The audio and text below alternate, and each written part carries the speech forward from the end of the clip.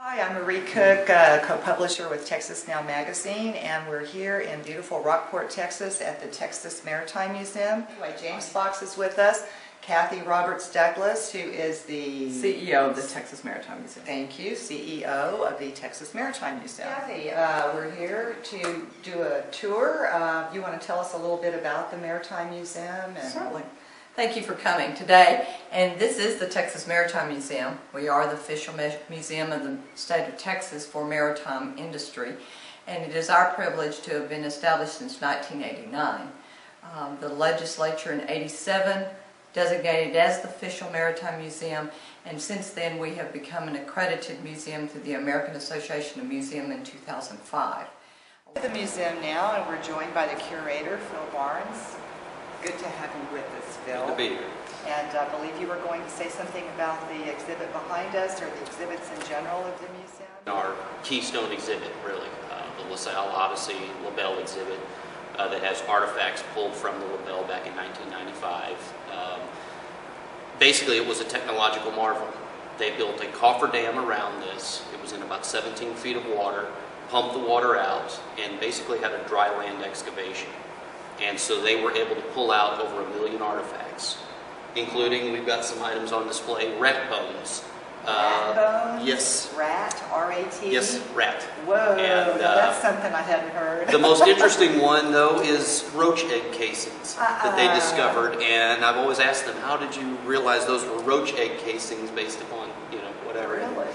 So anyway, very unique items that we've got on display. We've got one actually over there is the Nocturnal, which is probably the only one like it in existence in the world.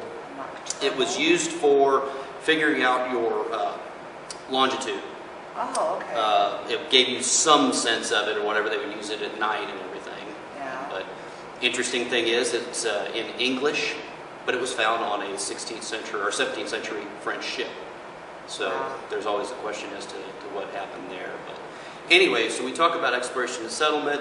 We talk about the offshore oil and gas industry, very valuable in these days and times. We also talk about boat building and shipbuilding, which there was quite a bit in this area, especially during World War I and World War II. We had ships. What was that? Yes. We had the Heldenfels in World War I that built Liberty ships, and then in World War II was the Westergaard Rice brothers built subchasers. But anyway, we talk about that, and then we talk about sports fishing, which is one of the main reasons that people have come to this area for years. And generations. Yes, yes. And back in 2007, we started what is known as the Perry R. Bass Memorial Sports Fishing Wall of Fame, in trying to honor Mr. Bass's legacy, and created this to find and seek out anglers in this area that kind of equated themselves with the same kind of ideals. And so, like I said, started in 2007. Mr. Bass posthumously was one of the inductees, along with several others. And we've gone on through, just recently inducted 2 more members this past year, including Dilo Caspary and Willie Close, who actually was James's uncle and kind of taught him everything he knew.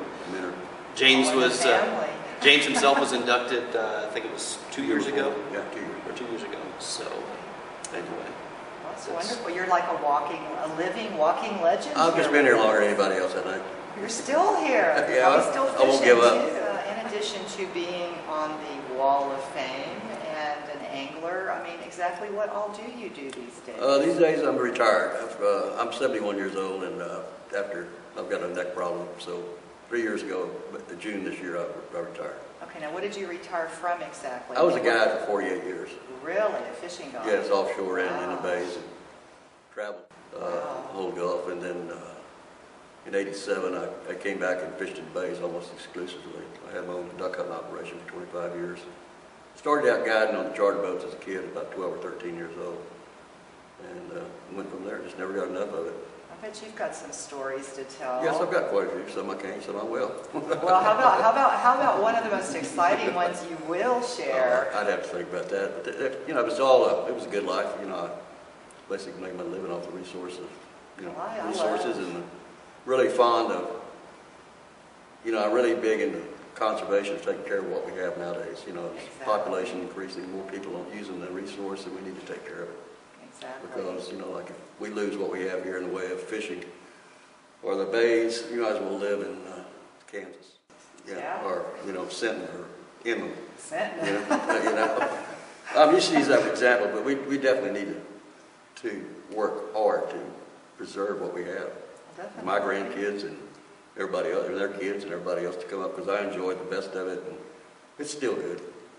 But there's just, you have to share it with so many different people. Anyways, I think he wants to talk about the Perry Bass Fishing Wall of Fame. And that was established by John Nelson and Phil Barnes in our board of directors in 2007. Those awards are given to each of the families. Oh, wonderful. And then they are placed on the Wall of Fame. And we'll walk down the hallway in a few moments, and you can see where the Wall of Fame is now. Get a group together that will talk to former members and stuff, and try to gather a pool of names Okay. of people that, you know, they know of, because I've only been here about 8 years, so I don't know everybody, you know. So you're talking to like maybe a group of anglers like, Yes. like Yes. James Yes. Fox, and who would be the ones that would Yeah, to be honored. who were ones. deserve to be honored? Exactly, for their- exactly. Chamber of Commerce, I think at one time, I can't remember what year it was, they did a survey of why people come to Rockport. I think 75 to 80% was for the fishing. Oh, definitely. And the rest was art, bird watching, et cetera, and I don't know what the mix is now, whether they've done a recent one or not, but it's still sport fishing and duck hunting. And primarily, it's still the same. The basics. This bill draw, the steel draw.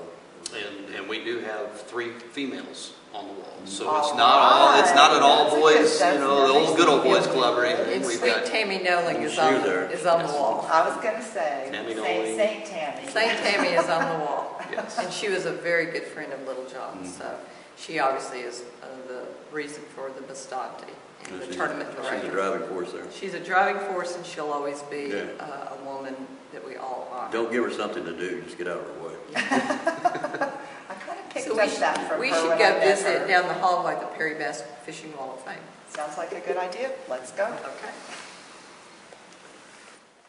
It means what? It means enough in Spanish. Enough, John's- Bastante. So Johnny was enough. Johnny was enough and the boats were enough. That's what Miss Orr named the boats. She named, the first boat when I ran it was Bastante. Is that Patricia or his mother? Patricia. Patricia, okay. She named the first Bertram we had, it was a 31-foot boat when I went to work for John, was the Bastante. And then he bought a 23-foot Mako, and she named it Estodo. That's all, no more, no mas. And then, of course, after they sold the one Bastante, then they got a bigger Bastante, and then they got a bigger Bastante. And then they bought the Costa Real, but Bastante always was the original name. You know, James, now that you're talking about the naming of the boats and his stepmom that named them, don't you believe that Little John just had the innate ability to be an angler? John, I don't know how to put it. I'll give you a quick story. He was, I first met Little John in '77. He was about 11 years old. And he was hell on wheels. Yeah. And about 2 years later, I think his dad bought him a little 17-foot Mako. He'd learned to run some boats, and so his dad gave him a little deal, and one day I was at the boat, and there hadn't been a tarpon caught in probably a year around here. And him and Ed Harper, who was a real estate person here, had a daughter named Gay, and Gay and Little John were like inseparable. I mean, they fished together, and they ran around together as long as all that group of kids that age when they grew up running around the marina over Key Allegro. And he come up to me one day and he said, what I need to do to catch a tarpon? I said, well, Little John, you got to have a lot of luck first, because I haven't been one caught in years. And I said, told him where I'd go and what I'd use for bait and how I'd basically fish if I was going looking, but I wouldn't go look because there ain't any. But he was bound determined to go fishing, so him and his little friend of his, Gay Harper, they left about noon, 1 o'clock in the afternoon. It was a perfectly slick day. They ran out in the Gulf in this little 17-foot boat. Oh my God. I was home. And how old was he, James? They were probably 12 or 13. Oh, Couldn't have been any older. Kids. Yeah, oh yeah. Kids. Children. And so he, I don't know, it was 6 o'clock in the afternoon, 5:36. I was at home watching the news or eating dinner or something, and his phone calls Big John. He says, you need to come to the house. And immediately I thought, Little John is lost. He's sunk the boat. He's tore something up. Something's happened. So I go over there, and they got this 6-foot tarpon hanging up on the post over at the dock. These two kids catch this 6-foot tarpon, probably weighed 160 pounds. How they got it in the boat? How did they get it in the boat? I have no earthly idea. I don't even want to know how they did it, because I wouldn't believe it. Oh, wow, really? But anyway, It just jumped in. But anyway, Little John has had the Midas touch Yeah, as far as that's what I've always thought. fish. I mean, it seems like every time he was on the boat with us, especially offshore, we caught fish. In his younger years, his patience for fishing in the bay was limited, but offshore he loved it. Always did love offshore. And me and Dave Nolan and Tammy's husband were talking here not long ago, or maybe right after Little John had passed away, and the only thing we could figure out was this, Little John didn't find the fish. I think the fish ran to Little John, wherever he was at. Well, that's why I believe really he had that innate ability. He He's had the I think you special call it skills. luck, skill, probably everything combined, but he had definitely had the Midas touch when finding fish offshore. That's a fabulous story. Thank you for sharing that. 12 years old and catches a 6-foot tarpon and 2 I kids. think Big John still got the pictures, I think, in the album over at the house. It was a fish whisperer. That's Well, what I was thinking. That's what, like, Fish you know, whisperer. and he's funny when he made his mind to do anything. Like they used to have the trash fish tournament at the Keel Lake Yacht Club for years. Well, Little John, he would win it every year on guard until Carl made him quit. He wouldn't let him fish it anymore. He was eliminated. He was eliminated, but he'd be eliminated himself. But he would go catch these giant alligator gar, and that was one of his passions, is fooling these damn alligator gar. Those ugly. About 5 or 6 years ago at Poor Man's Country Club. It's in August every year, and this year it's renamed the Johnny Weir Memorial Garfish Tournament. Cool. So And you know what? His son may have the same Midas touch, Jackson. could be. I haven't spent a lot of time with Jackson. From what I hear, He's a good fisherman. didn't fall too far from the tree. Didn't fall too far. But Little John was quite the character. Had a lot of fun with him. Enjoyed him. He was one of these kind of guys that just had this magnetic personality. Yes. He was a little bit short guy. He didn't have any enemies. Everybody And loved him. wherever he landed on the dock, what ranch or wherever he went, if you were around him for 10 or 15 minutes, you liked him. Of course. Wow. Had I that mean, he's like one personality. of, I always say he's like a little flea, just gets under your skin and you can't find him or you can't catch him, but he's always around. Oh, Lord. Well, I see that he's here on the Perry R. Bass Memorial Sports Fishing Wall of Fame, 2009. Mm-hmm. I wish we had put Little John, but we were trying to be formal, but everyone knew him as Little John. Mm-hmm. And now the Bastante tournament, as James said, is coming up, and it's going to be a fabulous legacy to him and about him.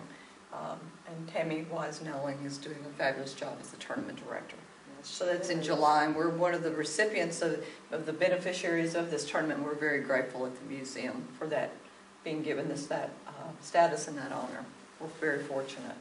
So we do several fundraisers through the year, and so you may want to talk. Actually, we've got one coming up real quick. Yes. The wine festival. Yes, tents should be going up today, or starting to. So. 16th Annual Wine Festival. Wow. Food and wine. 16 years. 1997 to present. We do 4 fundraisers per year. These fundraisers are necessary because we are a private nonprofit. We do not receive state dollars, even though we are the official Maritime Museum of the state of Texas. In '87, the legislature designated, we'll give you the lovely name and the prestige, however, we will not give you any state dollars. Fundraisers, and this is our largest each year, is the Wine Festival and Memorial Day weekend. We hope to have over 3,000 people on the grounds for 2 straight days, Saturday and Sunday. We have great live bands, great food, great beer booths if you don't like wine, and it's a lot of educational pairings, teaching people how to use wine with food and how to experience the magnanimous wines that we have to offer not only in Texas, California, but all the countries around. Chile, Argentina, New Zealand, south of France. Wow. It's not just about Texas and California wines. Yeah, it's like you're bringing a little bit of Napa Valley here to South Texas. It is, and it's growing by, each year we have the honor of having Republic Distributing out of Corpus Christi providing those wines, and we do a grand tasting in April. Each year we taste the reds, we taste the whites, they judge them, they select the best reds, the best whites, And so those ones will be showcased at the festival. Wow. We got a really good band lineup this year. Saturday we You start with have. Another Level. Then we've got Aquavox out Wow. of Port Aransas. They're kind of a Beach Boys type thing. And then we Yeah. close out with Carolyn Wonderland, who, from what I understand, recently won an award up at South by Southwest. In Austin. Up in Austin. And then Sunday, we've got Carol Elliott, who has been in Nashville and all those things. Bo Porter, kind of a swing band. And then we close everything out with Larry Joe Taylor, one of All our right. favorites around here. So You betcha. I'm sure a lot of people want to come see that. Wow, It sounds starts- like you got something for everybody. Something for everyone. We do. It's from 4 to 11 p.m. Okay. Saturday That's and what Sunday. Saturday and Sunday. Saturday and Sunday. May 26th, 27th. So we hope everyone will come to Rockport. It's a great weekend in Rockport. It kicks off the summer events, and lots of fishing, lots of sightseeing, lots of boat time, and wine. Yes. Wonderful. There'll be a lot of people out there slip sailing with the wine. Awesome. Best view in Aransas County. We're 48 feet high. We're at the Maritime Light, the Texas Maritime Museum, and this view that we're about to go around the corner is back campus. It is of the Aransas Bay, the city of Rockport, and the Rockport Beach, the Blue Wave Beach. Ah. And if it's on a clear day, and it doesn't look too clear out there, but we might be able to see Corday. So let's go around the corner. All right.